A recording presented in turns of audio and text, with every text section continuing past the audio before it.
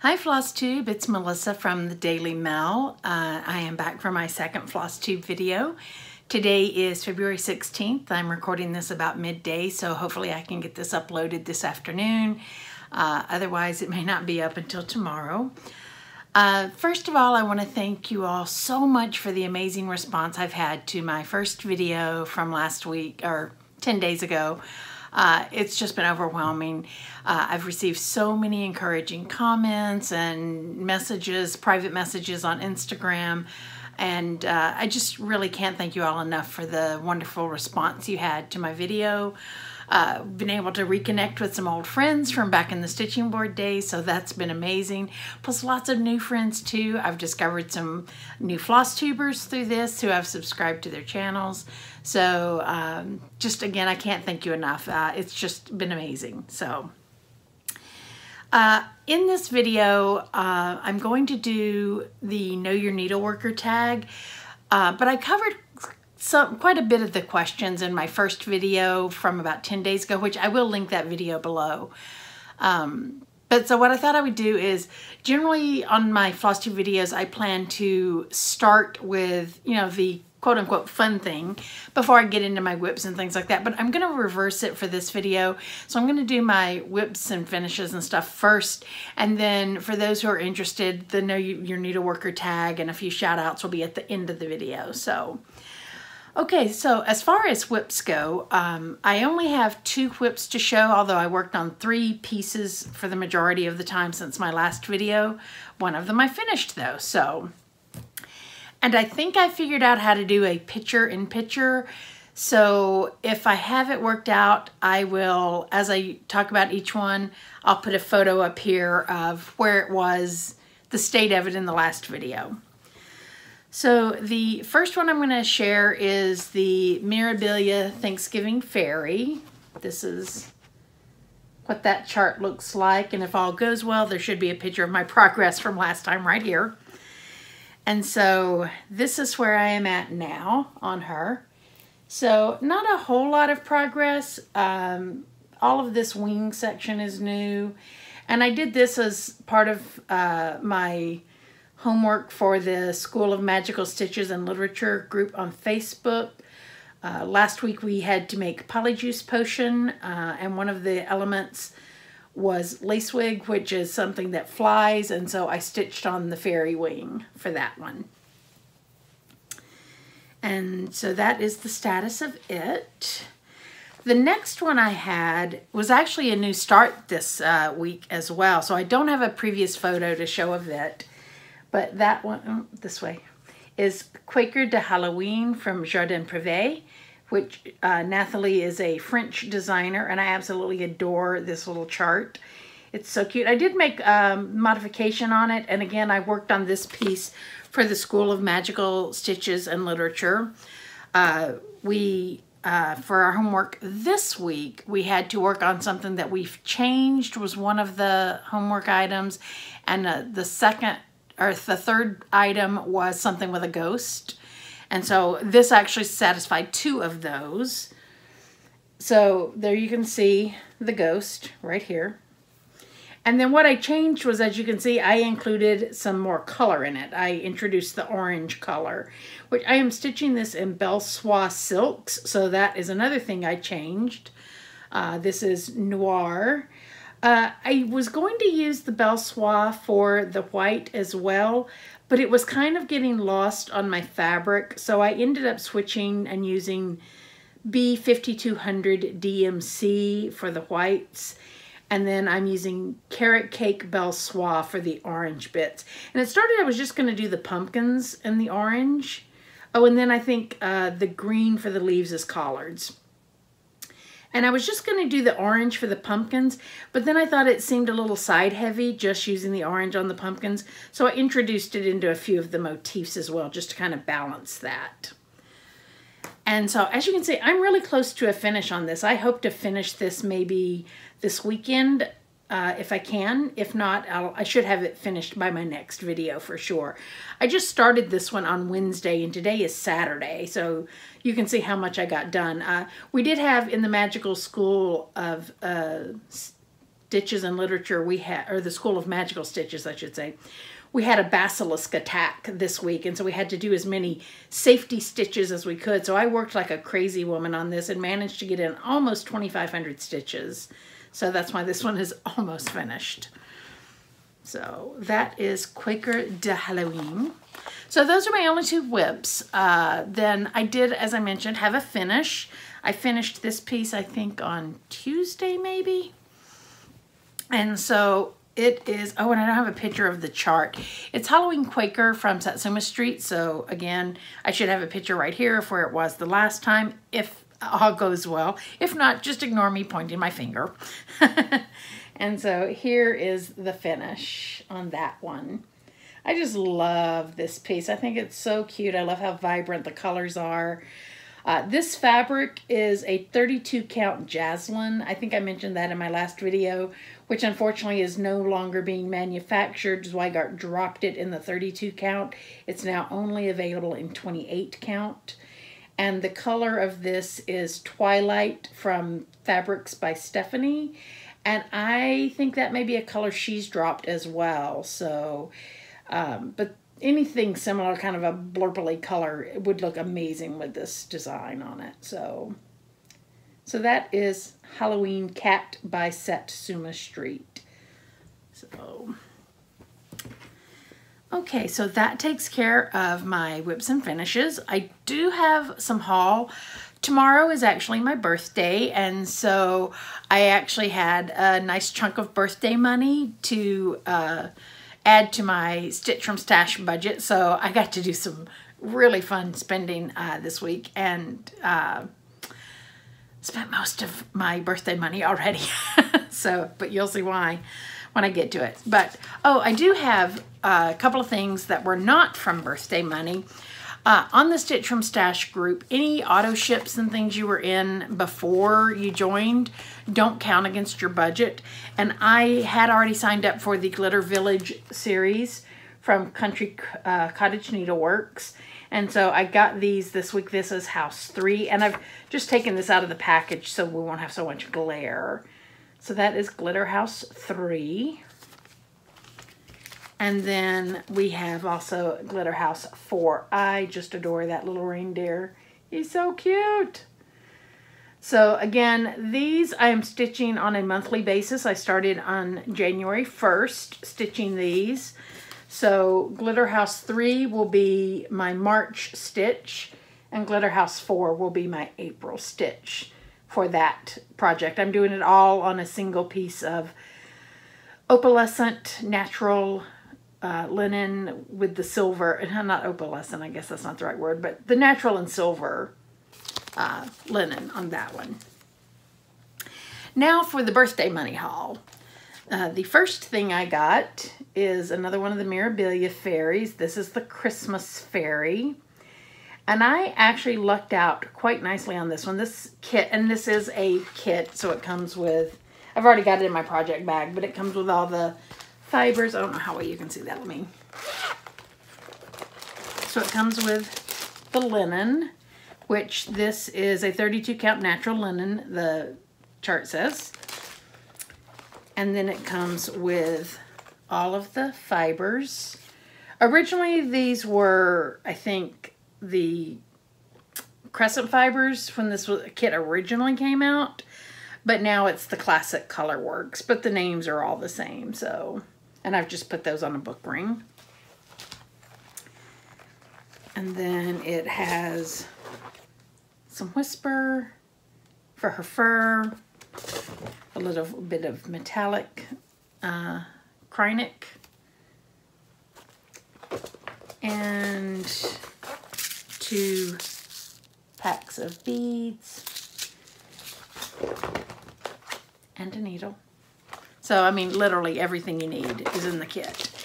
And normally this kit is $50, but I was able to pick it up on 123 Stitch on sale last weekend or weekend before last. I think it was weekend before last, maybe, for $40 or $39.98. So I swooped in on that really quickly. So that is the Christmas fairy. or Christmas elf fairy, sorry. Then, so the last bit of my birthday money, I will start by showing you my receipts. And as soon as you see these receipts, you will probably have a really good idea of what I bought. Hang on. So, here are my receipts. There's 4 of them because the cashier ran it up as 4 separate transactions. Anybody guess? Yes, I bought a lot of DMC.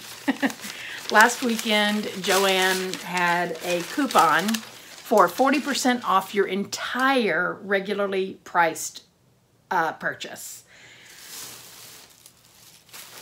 Yeah, I may or may not have bought a lot of DMC. In fact, I bought exactly 400 skeins of DMC.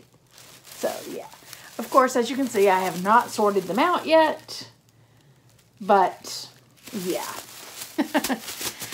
So since they were regular price, the regular price at Joann's is 56 cents. With the 40% off, it brought the price down to 33 cents per skein. And as I mentioned in my last video, I've been stitching for over 40 years. And I had a full set of DMC.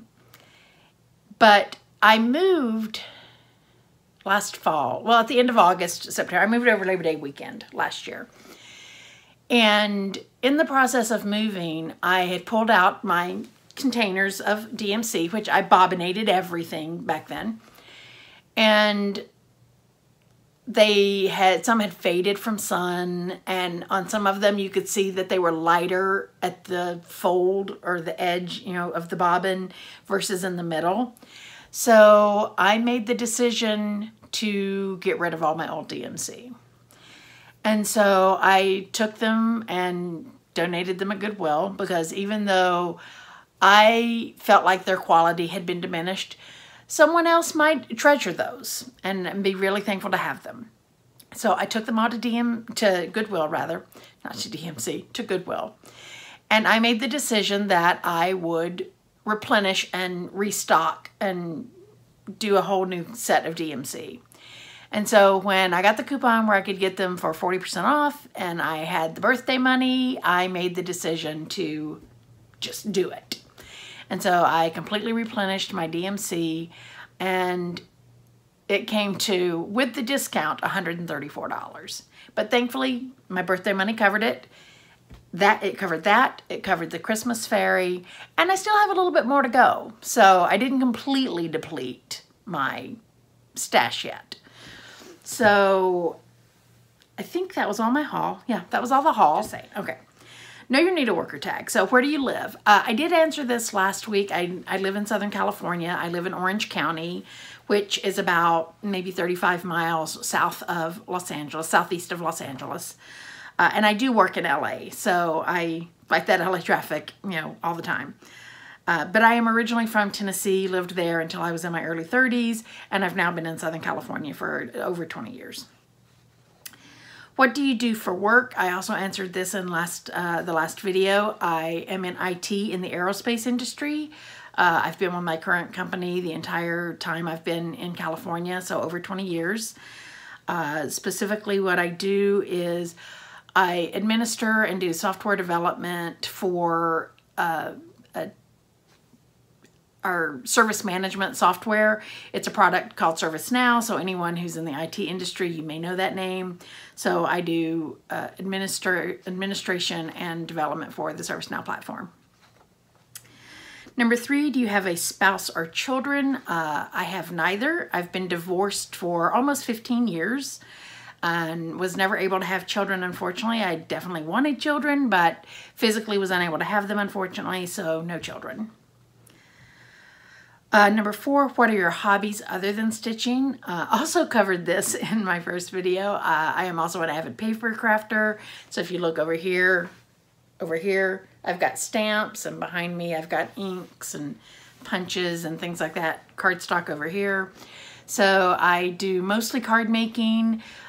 do a little bit of mixed media work. I did this daisy piece you see right here over my shoulder.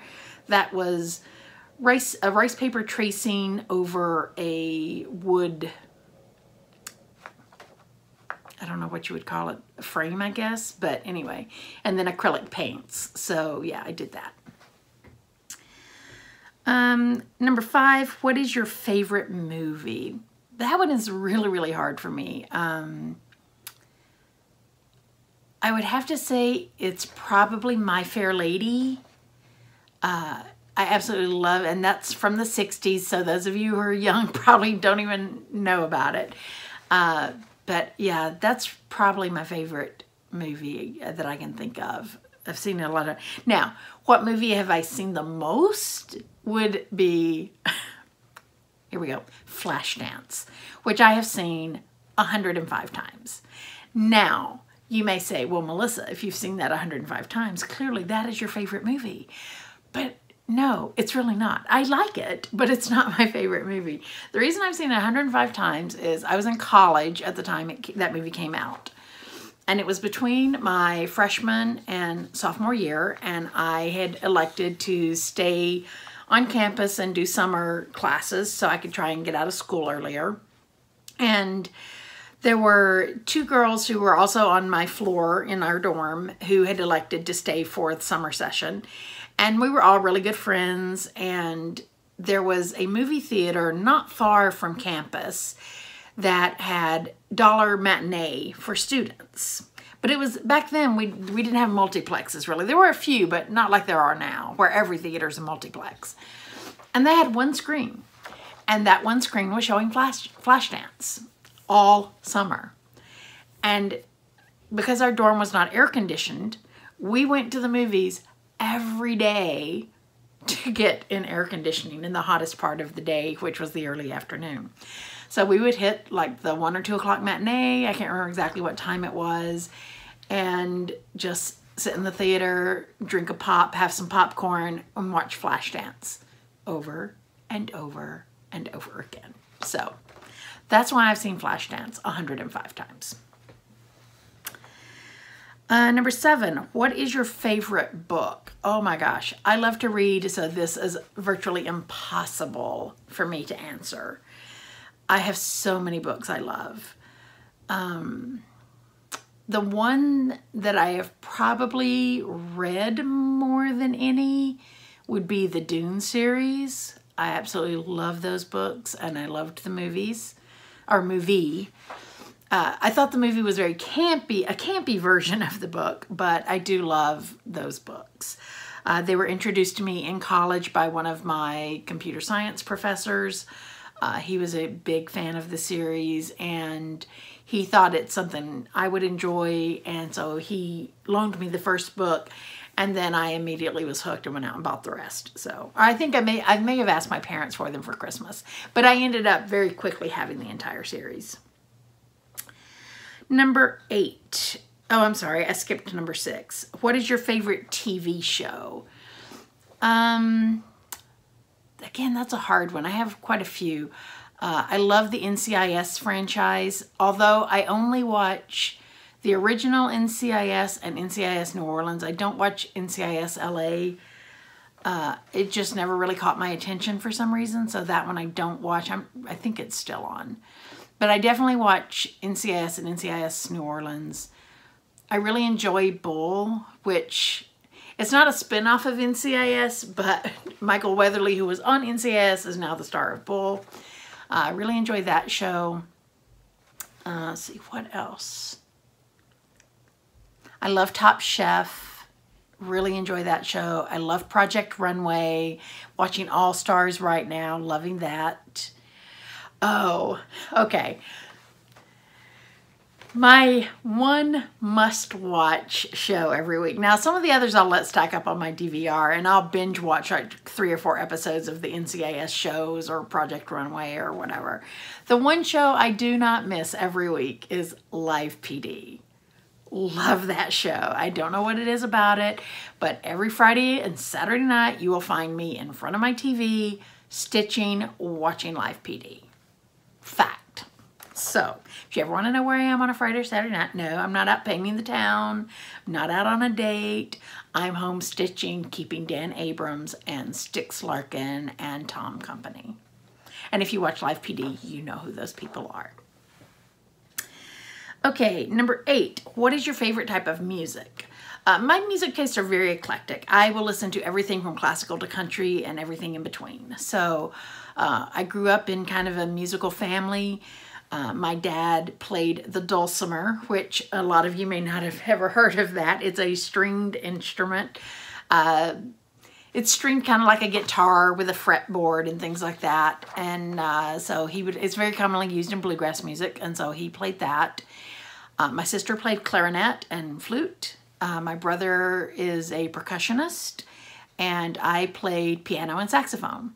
So, in fact, my brother, when he went to college, his first degree, he's now gone on and gotten a couple of others. His first degree, though, was in music. And so we've always been very musically inclined. And so we have a wide variety of taste. My dad always listened to country and bluegrass music. My mom was a huge fan of Motown and that type of music from the 60s and 70s, and a lot of the kind of San Francisco type early rock music from the 60s and 70s. So I grew up listening to all of that. And then when I went to college, it was like the era of The Clash, The Cure, Spandau Ballet. I mean, so again, it ran kind of the gamut in the 80s. David Bowie kind of made a resurgence. The Stones made a resurgence. Aerosmith made a resurgence. So, I mean, I've just always grown up listening to everything, you know, kind of thing. And then I spent 10 years working in the country music business. Well, almost 10 years.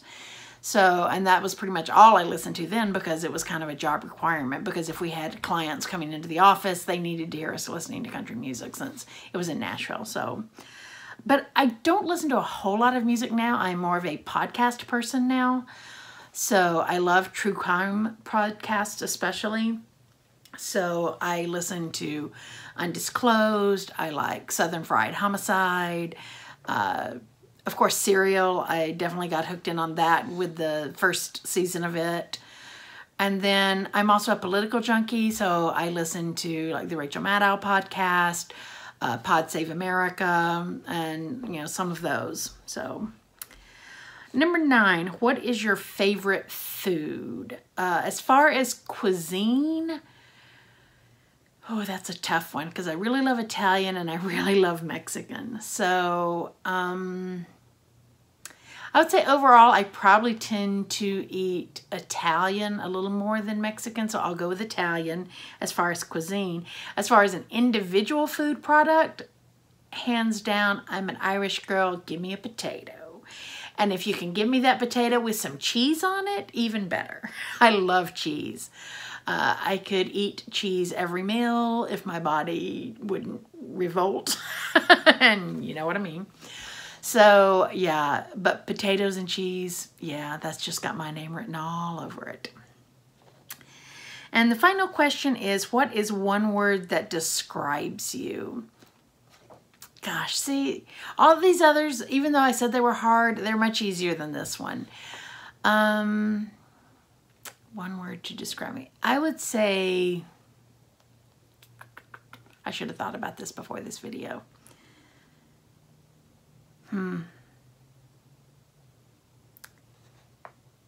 Persevering, I'll say. Without going into a lot of details, I went through some very traumatic events in my earlier life, in my childhood, and then again in my early 20s due to a bad relationship I was in. There were some domestic violence issues. There were some sexual abuse issues.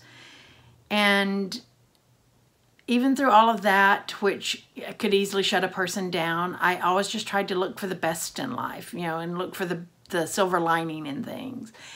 And so I've just kind of always persevered. I've had some major health challenges over the last 2 or 3 years. I've had 2 bilateral pulmonary embolisms, which the first one that I had, by the time I got to the hospital, because I didn't know what was wrong. The second one I knew what was wrong and I got to the hospital right away. The first one I didn't. And by the time I got to the hospital, they did a test, you know, all kinds of blood work. And for those of you who work in the medical profession, this might mean something to you. It didn't mean a lot to me at the time. My D-dimer levels were over 10,000, which the ER nurse told me at the time. She said, I'll be perfectly honest with you. I've never seen anyone come in here with a level that high who was, quite frankly, still alive. So I feel very fortunate to still be alive and to have survived a subsequent second pulmonary embolism since then. The doctors, unfortunately, do not know what is causing them, so I do have to take blood thinners the rest of my life.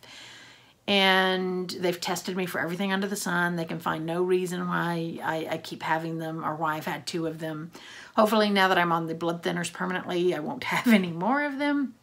But through it all, you know, I always try and maintain a positive outlook, you know, about life and not let my circumstances or things I've experienced get me down. So yeah, I would say either persevering or overly optimistic, I guess, would be the words that would describe me.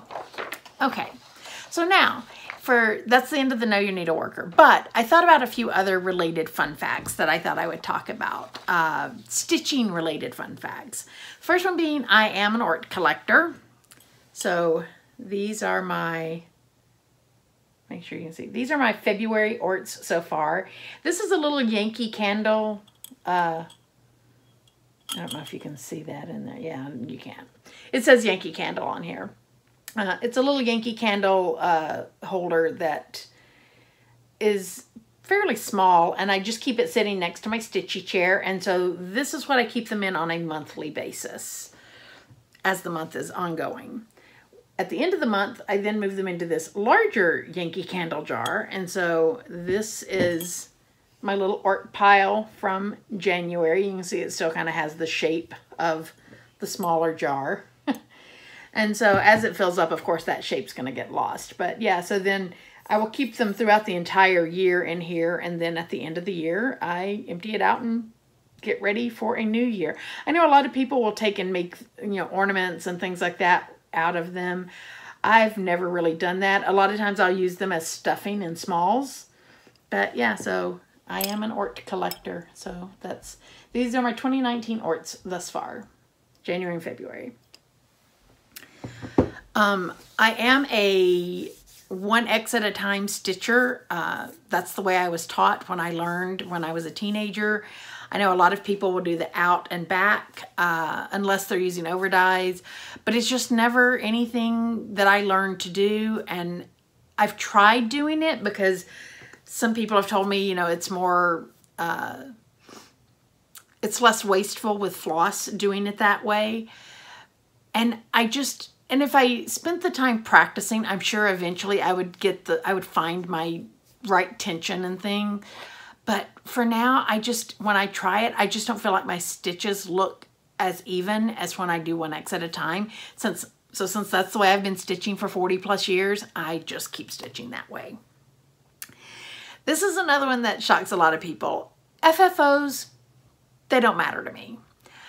I stitch because I love to stitch. I don't stitch because I want finished things on my walls. And I know that sounds crazy, but it's just, I don't care if I ever FFO my finishes. You know, I have a portfolio that I can put them in, and I've given them a lot of them away. When I moved, I gave away dozens and dozens of them. You know, gave some to friends, and the ones friends weren't interested in, I just gave to Goodwill and they can sell them. So, but yeah,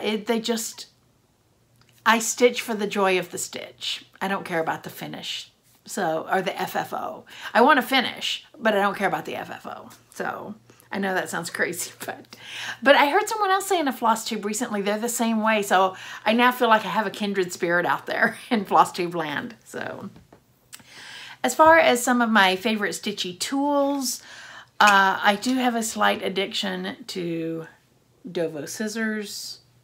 Love them. So this is like my day-to-day pair. They're 3.5 inch matte black Dovo scissors. I have, I don't know, 7 or 8 pair probably. Here are a couple of other styles. Look at the key, or the key fob, the scissor fob out of the way. These are the 3.5 inch long.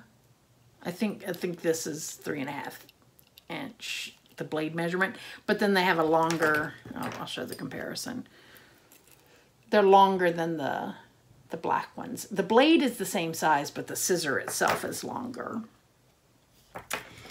And then these are the longer 4-inch blade in the matte stainless finish. So yeah, I absolutely love Dovo scissors. And then, and this I use more for my needlework, or not needlework, needlepoint and counted canvas. It's a laying tool, and this particular one is called the BLT, which stands for Best Laying Tool. I think it's Shay Pendry, maybe, who used to have the PBS show. I don't think she does anymore. But yeah, I absolutely love this laying tool. It's got a really nice sharp point, so it's, you know, great if I need to use it even as an awl in my canvases, because it's such a fine point. I can get it in on my canvases. But it's really nice, and like I say, I don't use it as much for cross stitch as I do the counted canvas work, because with counted canvas I'm usually using more strands, so it's not uncommon to be using, you know, 3 or 4 strands or more depending upon the size of your canvas. And so a laying tool is definitely something that you want to have. The next thing, this is definitely a cross stitch tool. This is a corner gauge that I got at Stitcher's Paradise in Las Vegas. I do have another one as well that I got from the Elegant Stitch in Modesto several, gosh, probably 15 years ago. But it's a 3-inch square, or on this one you can see you can use it for 2.5 or 2, and you would just mark from the corner of your fabric there where you want to start, depending on how much extra allowance you're adding for your fabric. So I tend to use 3 inches, so I just will put this on the corner of my fabric. Here, let me grab a piece of fabric real quick and I'll show you what I mean. So when you're getting ready to start your design, now this one I used, I wasted a lot of fabric on this one actually, because it was such a small piece to begin with, so I just threw it on and started in the middle. But you would line this up with the corner of your fabric, mark this corner right here with a pen or something like that, and that's where you would start your design to be 3 down and 3 over. So that is a corner gauge. Let me put this away real quick. The next one is one I learned about from Vanna Pfeiffer, the Twisted Stitcher, and that is the Snag Nabbit.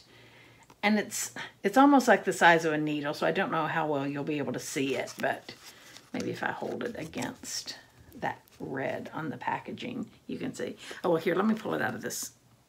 It's got a little plastic sleeve that holds it. And now we'll put it up here. And so one end is pointed like a needle. I think you can see that. And then the other end, you can hear that, I hope. It's got little ridges on it. And so if you have snagged, and it's designed for knitwear, but it works great for stitching. So if you have like a little piece of fuzzy that's, you know, sticking up on your stitch, or if you've got a stitch that's loose, you would just take, I'm gonna grab this fabric again. You just take this, you know, wherever your stitching is, put the needle end through, and then just pull it through to the back, and it pulls fiber, whatever you've got hung through with it to the back. So again, it's great for loose stitches. So this is definitely something, now that I've been using it for, I don't know, several months, I honestly don't know how I ever managed without it. So I definitely highly recommend the Snag Nabbit. And they're not expensive at all, and they are by Dritz. So like at Joann's or a sewing center or somewhere like that, you'll find it with the other, you know, Stitchy type tools. Or it is on Amazon, I'm pretty sure. I got mine at Joann. So Snag Nabbit. The next thing is actually not a stitching item at all, but are hair clips. And these I use on my Q-snaps to hold fabric out of my way. They're the perfect, you know, roundness to get around that edge. And even if you have, you know, some, like if, I'll say, I can fold a fabric over and then, oops, flip it around my Q-snap. It doesn't, you know, it gets it out of my way while I'm stitching. So definitely love those. And then here's a smaller one. You could also, again, it works the same way. Yep. So these, I've got probably a dozen or more of these in various shapes and sizes, and I use them all the time for stitching. I do get questions about that a lot on Instagram because people will see the little claws in the edges of photos and they ask me about them. Okay, another favorite stitchy item is white t-shirt fabric. And for these, I just, you know, we're always getting free t-shirts from things like, right, you do like a charity walk or something like that, and you always get a free t-shirt. And it's not anything most of us ever really wear. So I just use my rotary cutter. I have an Olfa. Is that right? Yeah, Olfa rotary cutter. And I just cut it into strips. And so I cut, they're all 2.5 inches this way. Some are 6 inches this way, and some are 4 inches this way. And I use them in my Q-snaps. So like here, you know, this Q-snap has been used a lot, and so it's very loose. And so once I put my fabric in, I just lay the t-shirting material over it and then clamp it on, and it helps keep it tight. And you can see now that's much tighter. And it also protects my stitches, you know, so I don't have to worry about, you know, if I get anything, any little snaggy pieces inside the Q-snap, it protects my stitches from that. And while I have the Q-snap out, this is my favorite configuration size of a Q-snap. It is the 6x8 configuration. I've got 2 of them here. And the reason I'm showing 2 of them is because I buy an 8-inch set and a 6-inch set, and then I just put this configuration together, is the 6x8. I just find for me, it's the absolute perfect size. I don't like a huge area, and I like my fabric like taut when I'm stitching. So I grew up in the days before Q-snaps, we used, at least I used, those spring-loaded hoops. I can't remember now who makes them, Susan Bates maybe. And they always kept the fabric drum tight, and I loved that. And when I made the switch to Q-snaps, I struggled with that for a while because I could never seem to get my fabric quite as taut as I could with those hoops. But it was because I was using 8x8s and 11x11s, and there was just a lot more area of fabric, and it was harder to keep it taut. But once I switched down to these and started using the t-shirting material, I can get it tight as a drum, and I love that. So 6x8 is my go-to. If I am working on a larger project, like if I'm working on my Royal Holiday, which is a huge Mirabilia queen type piece, I will do an 8x11. I just like the rectangular orientation better than, and you can use it either way. This orientation is how I do my Thanksgiving Harvest Fairy. So, okay, so those are some of my favorite stitchy tools. And to wrap things up, I did want to give shout outs to a few of my fellow Southern floss tubers. As I mentioned, I grew up in Tennessee originally, so I do consider myself a Southern stitcher, even though I live in Southern California. At least it's Southern California. So the first one is Jessie Marie Does Stuff. Now, she, much like I am a transplant to California, she is a transplant to Virginia. But she has been in Virginia for quite a number of years now, based on, you know, watching her floss tubes, I think. And I know she's doing a gorgeous conversion of Stargazer in, I think it's Virginia Tech's colors, maybe? I'm sorry if I got that wrong, Jessie Marie. But I know it's like her alma mater's colors, and it is absolutely stunning. So really enjoy her channel. If you're not already subscribed to her, definitely check her out. I'll link her channel below. Again, that's Jessie Marie Does Stuff. The next one, much like me, is also a transplant to the West Coast, but she's the Northern West Coast, and that is Linda Jo of Pretty Southern. And she is such a hoot, and that's a Southern term we use, hoot. She is such a hoot. I really enjoy her channel. She lives, I believe, in Oregon. I think that's right. And so she's farther up the coast from me. She's, I believe, originally from Arkansas. I'm from Tennessee. So, our states, touch each other. So we're kind of from that same general area. And she does beautiful, beautiful stitching. She does a lot of what I would consider like primitive and repro type stitching. And her pieces are absolutely gorgeous.